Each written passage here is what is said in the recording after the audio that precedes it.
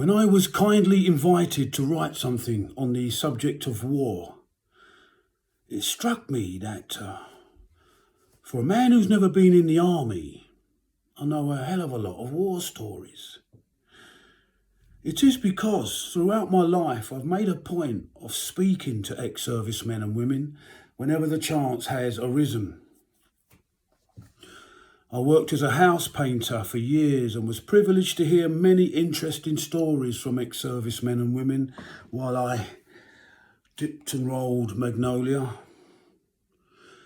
Once I was sent to an address in Deptford with instructions to paint a single back window.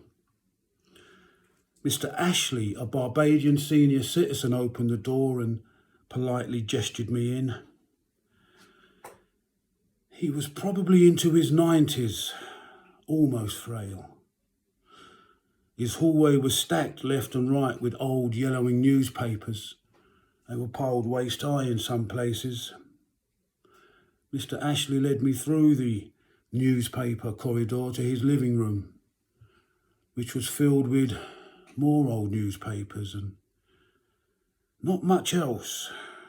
No TV, but a small radio, and up on an otherwise empty bookshelf, a framed black and white photograph of a dashingly handsome young man beaming brightly in an RAF uniform. "Hey," I said, "so you served in the RAF, yeah?"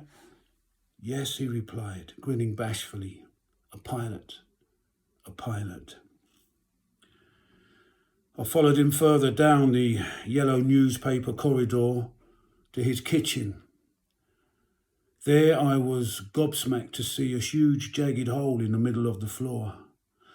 The kitchen floorboards had rotted and fallen down into the pitch darkness of a disused basement. He assured me his daughter would get it sorted when she next visited from Australia. I sidestepped around the hole to the back door and couldn't help noticing his kitchen worktop was going the same way as the floorboards, and there was moss growing around the sink. The only food items on show were 2 tired leaves of spinach lying in a rusty colander.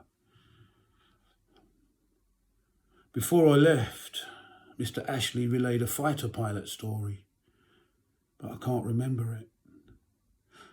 I do remember making my way home that evening with a fair-sized lump in my throat. Yeah.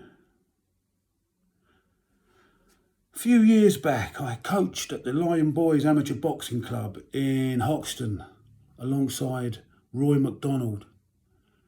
Roy was at the time well into his 80s and he'd been at the Lion Club, first as a boxer and then as a coach, for over 70 years. If you're old enough to remember the children's TV series Grange Hill, it was Roy's son Lee who played the hugely popular character Zamo. Roy often spoke of his army experience in Kenya at the height of the 1950s Mau Mau uprising. After serving abroad in World War II, it felt, he said, as if he'd only been back in London 5 minutes before being called up again and flown off to deepest Africa. None of the young soldiers in Roy's unit knew why they'd been sent. The whisper among them was that the Mau Mau were evil, and if they caught you, they'd cut you up, slowly. And with that in mind, they were soon out on manoeuvres deep in the Kenyan rainforest. Within a month, the unit suffered 2 horrid fatalities.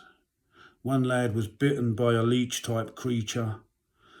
The other poor soul perished while sleeping underneath a tank that sunk into soft ground during the night.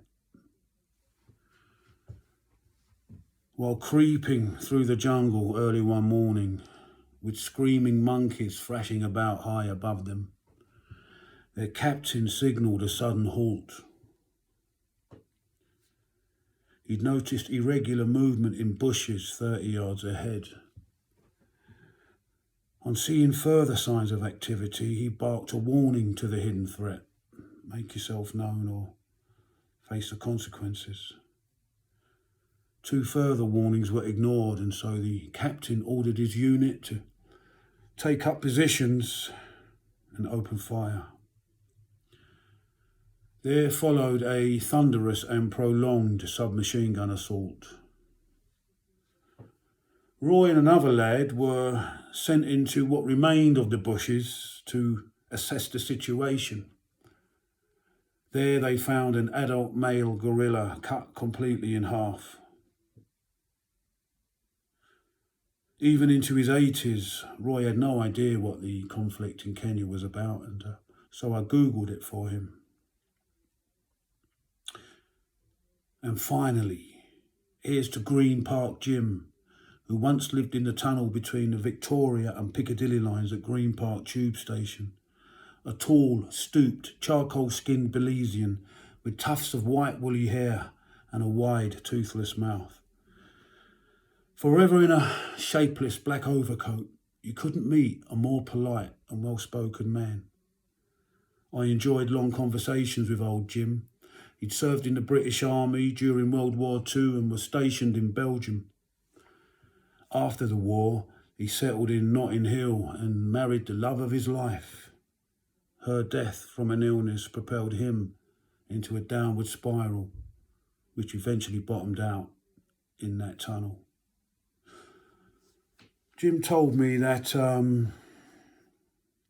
after surviving an ambush in Belgium, he was grateful every day just to be alive. Sometimes I'd see him asleep, sitting hunched over on a platform seat. London life is a free-flowing, time-lapse experience. I remember waking up one morning with the sudden realisation that I hadn't seen Jim for years. Old soldiers, they simply fade away, right? So we ought to learn from them what we can, while we can. Rest in peace, Roy.